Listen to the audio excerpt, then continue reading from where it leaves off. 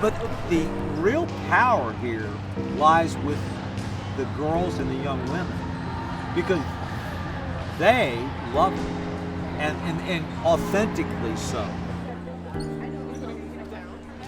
Boys are allowed to make mistakes, be boys. Girls have to be perfect.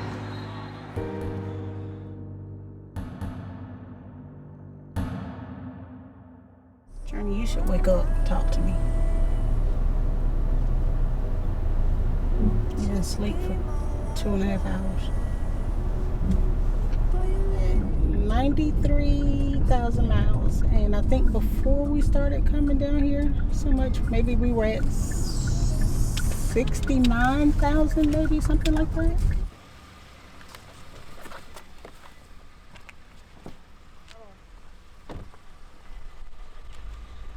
And then on the weekends, I have to wake up at 6 in the morning. So it's not the best all the time, but I know that we need it, so I always try to make it here.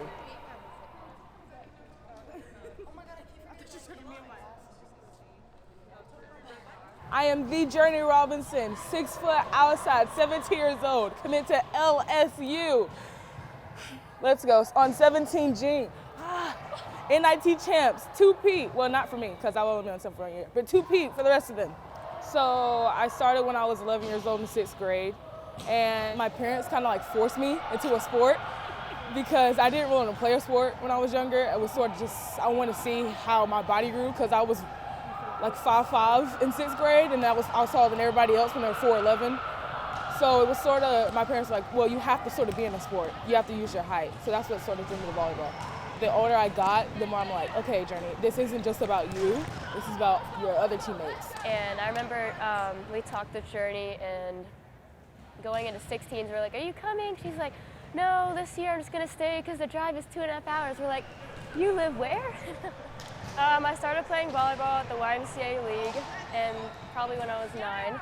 And then I went to A5 12 Jing at 12, so I've already played with him before. Been at A5 ever since.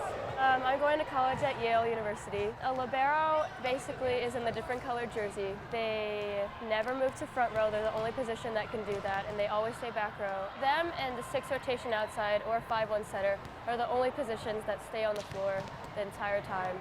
I am Rebecca Watkins. I play for A5 17 Jing, and I am a setter. When I set the ball and they get a monster kill, I know all the praise is gonna go to them, because it's always the hitters, and I'm totally happy for them. My name is Ashley Strzoyu. I'm an outside on A5 17 Jing. I think the fact that you could just hit the ball as hard as you wanted to, that's just Jing is a great coach. He just helps us a lot, just trying to get us better to the next level. He always putting in trick plays and just stuff to get better. Some practices we have just workout, some practices we do defense, offense. It's just a mix of everything that will help us get better. After graduating from high school, I went to a professional volleyball club. I played over 20 years. After that, I stopped playing because I got the knee injured, and it kind of really bothered me, and so I stopped playing volleyball and started coaching volleyball. But my first coaching career was in Chinese women's national team as assistant coach. When I played the men's national team, my team during that time, we didn't qualify for the Olympic, but I coached the women's national team when they were play Atlanta Olympic, that's 1996. Volleyball is a sport that is ideally suited for the 21st century. What other sport do you get reinforcement every 10 to 15 seconds? The game is extraordinarily attractive to young women. It might be the ultimate cooperative game. The game itself, it's arguably the fastest game in the world, fastest team game in the world. Fits the 21st century, where we're all speed oriented about everything, right? Combination of those, and then, quite frankly, Title IX. Isn't Title IX the women in sports thing? Yeah, it's about the fairness scholarship thing. Title IX in 1972 gave girls and women the opportunity to have teams and to play. But if you look across sports, there's no reason that volleyball should be where it is today in the United States. After the start of Title IX, boys volleyball started to decline quite dramatically. Volleyball became identified as a girls' sport. If, again, you look across sports, so you look at basketball, softball, baseball, you look at soccer, the women's sport chase a more popular male counterpart. And in volleyball, that was never true. The women's version of volleyball in the United States is the alpha expression of the sport. There were other sports that were like this, field hockey, women's gymnastics, but for many years they shrunk. Volleyball went in absolutely the opposite direction. I didn't realize there were only 12 schools in the state of Georgia that played. 6 public, 6 private. And we ended up having about 10 or 11 on that first team. There was no junior ball in the South. We had to play open adult women's ball. The colleges got to play. Right, so we played Tennessee, Alabama, Georgia, North Carolina. Now, they weren't who they are now, right? But that said, these were still skilled athletes competing with these nondescript 14, 15-year-old girls out of Georgia.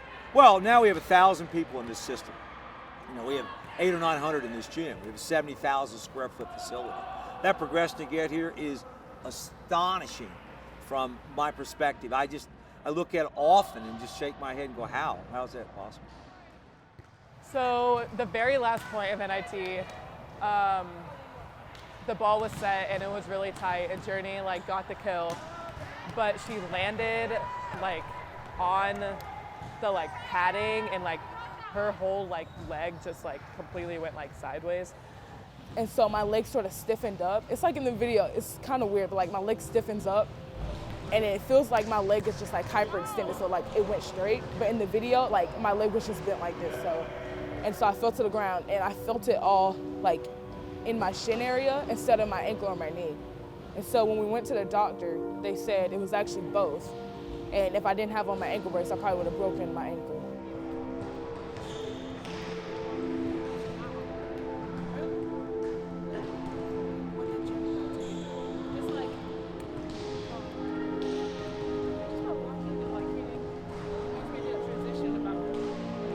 I've never seen personally competition at 17 years old like that, because they're all huge and over 6 foot. So And come back to the gym, and we just only have a 2 practice before we play the big song.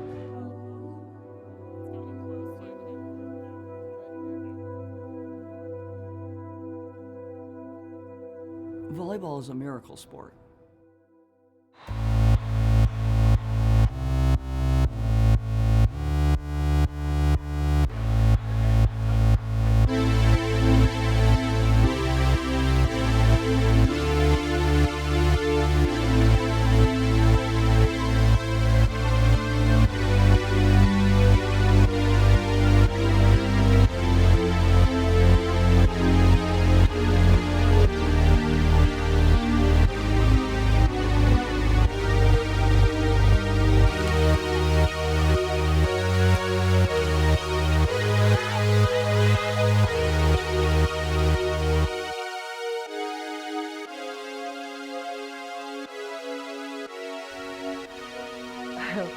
Funny story. Actually, Randy was part of a crew of people at USA Volleyball trying to figure out how to get volleyball growth going around the country.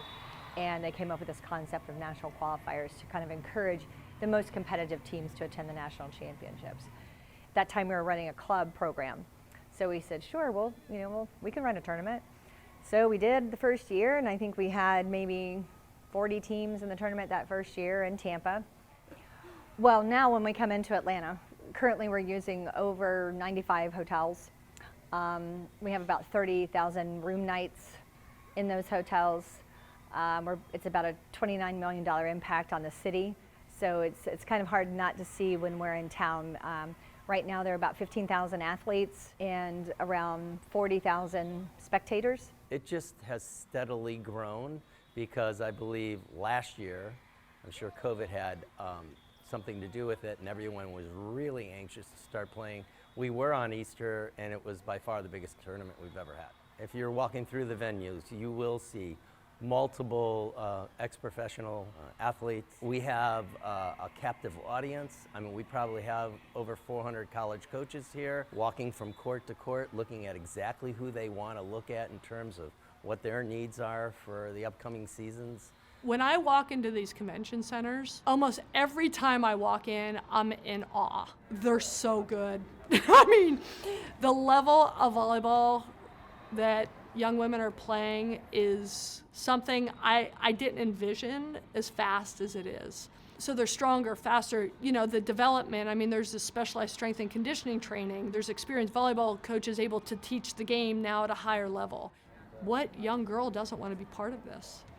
There's no question that the level of athletes is getting deeper. You know, it was almost automatic if you were touching 10 feet, you were going to a Power 5 program. Now you're seeing players spread throughout Division I that are over 10 feet. And now the elite attackers are touching, you know, close to 11 feet. You know, even if that player isn't on your team, they're on the other team, it's making you play at a higher level. So I think it's making everyone better.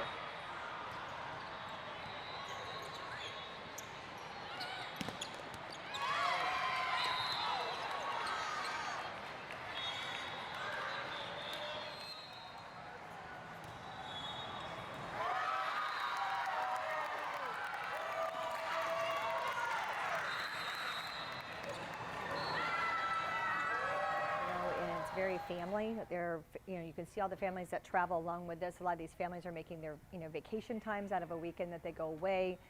So my mom played collegiately at Valparaiso, and my dad coached for the longest time. But my parents actually met playing a grass tournament, and that's like how they met and started like, and now they're like married, obviously. But like, My dad's cheering is different. He acts our age, so I don't know, it's kind of childish, but I guess he enjoys himself, and I guess it brings energy to the team, so I guess I can't complain. It's kind of embarrassing, but you know, that's him. But here in the A5 community, the parents are so engaged and so involved and so helpful. We couldn't do it for our children without each other. We're checking on each other, we're praying for each other, we're laughing with each other, we cry when we lose.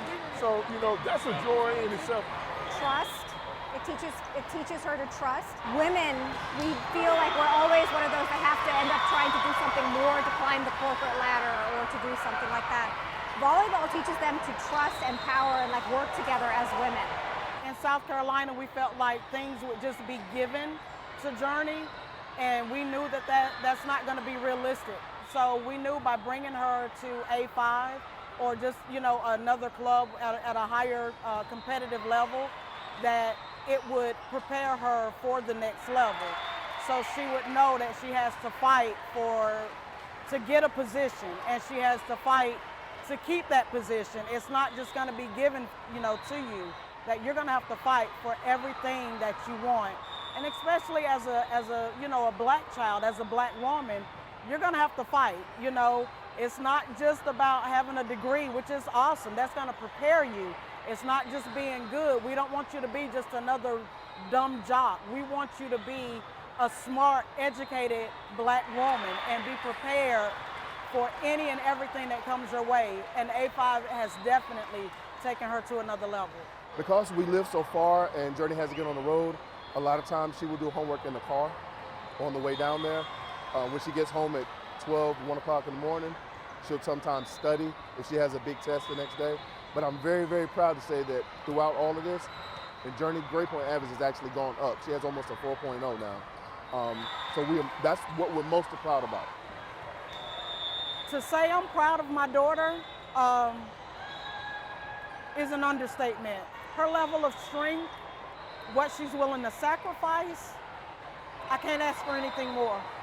She's amazing. She's respectful. She wants to be coached. I don't care how good people tell her she is. We tell her you can always be better. You can always learn from your coaches, from your teammates. Sorry. We're proud. We are very, very proud parents. So yeah. You can see it. Whatever goes wrong in her day, for those 40 minutes when she's on that court, she's at peace.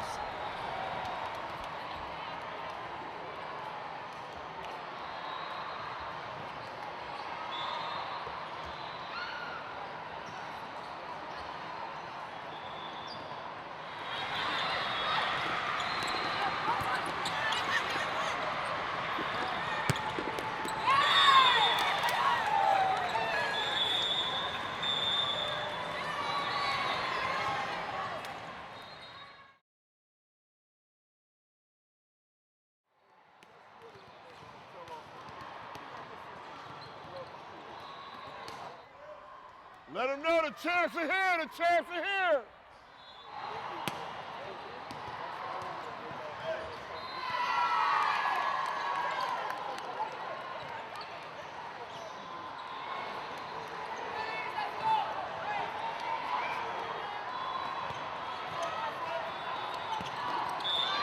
It moves very quickly. Right? There's something new happening every 10 to 15 seconds.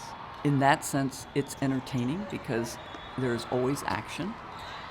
Both teams come together. Hey, let's repeat that. Let's do this better. And so it breathes. So you have these short bursts of intense action, and then you have these short breaks. But in the short breaks, you see a community, you see a exchange of looks and touches. You see, for the most part, joy. I was a super emotional player myself. Anger played a part, joy played a part. I was fired up, I was excited, I was all those different things.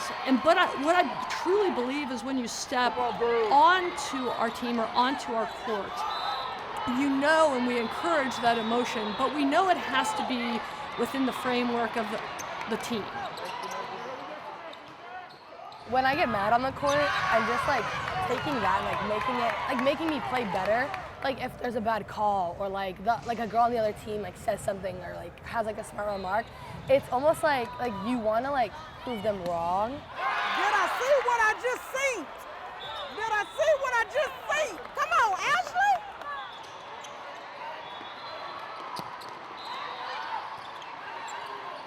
I'm always amazed at former players that love me today and when we were together hated me as often as they loved me. The feeling was mutual. You know, in other words, I didn't love them every moment either. But it was something that we went through together that was difficult, that was really, really hard, and yet was incredibly gratifying and bonding. 17-9. We've got to figure out how to get past that front line. We've got to figure it out, and right now we're not doing it. We're playing defeated, and that's not how our girls play.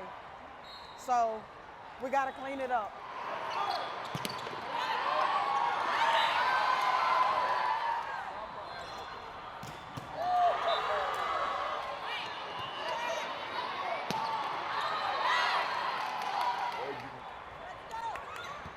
So in ruts, the points go by really fast. Like they go serve and either be like a bad pass and we lose the point or something like that.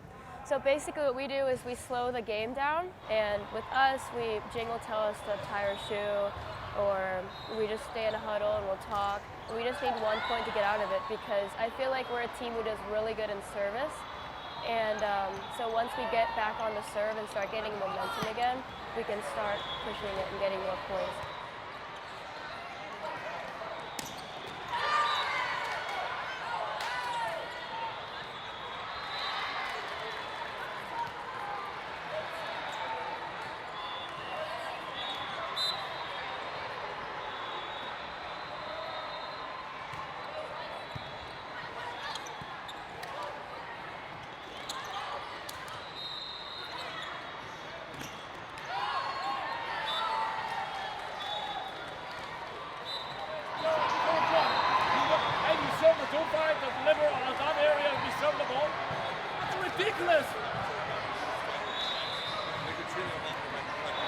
Greenhouse is serving.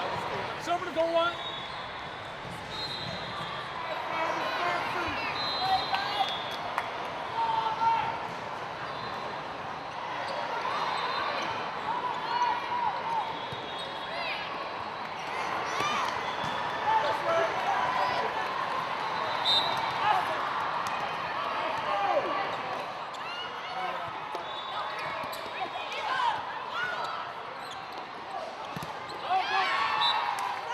Keep your eye on the ball.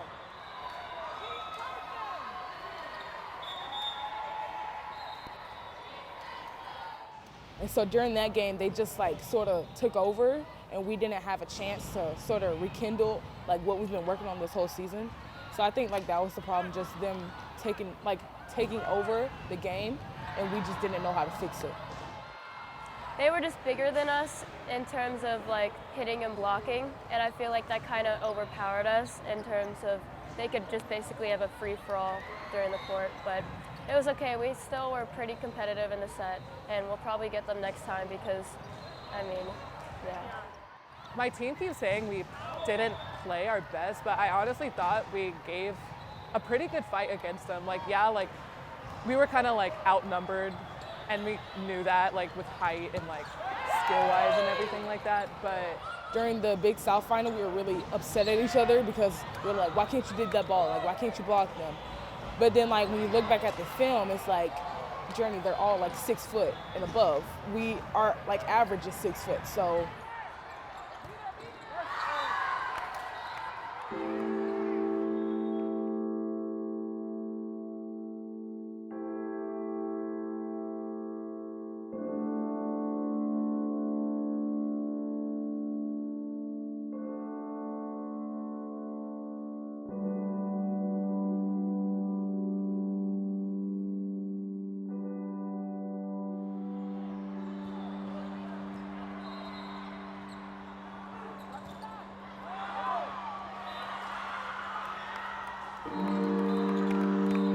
That's okay. Let's go.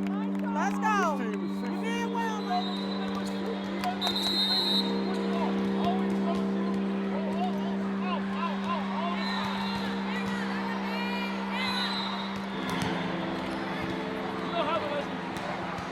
Okay, all right.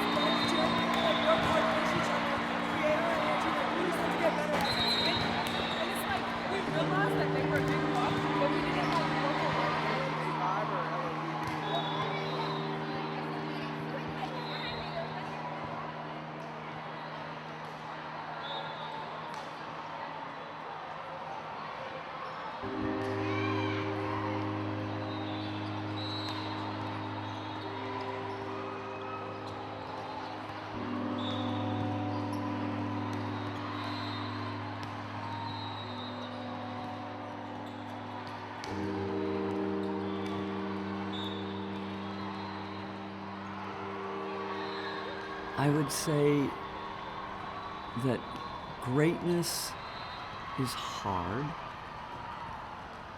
and if you have a vision of volleyball heaven and you want to go there, you're gonna have to die. And that's another way of saying that being great is very, very difficult. And it has pain, it has you convincing your heart that you should keep going as opposed to quitting when every fiber in you says stop. It has dealing with pain, potentially injury, and surviving that.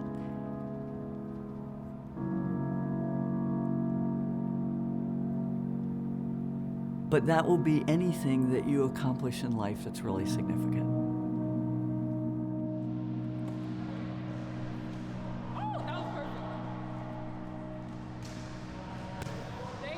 No, that helps you when I tell you to find your spot. that means to look for a spot to hit. And It that's messes me up. It doesn't. I can't mess you up. Yes, it helps. does. You're hard-headed, child. That's your problem. Hard-headedness. Hard-headed. They don't think we know anything when we do. Watch yourself.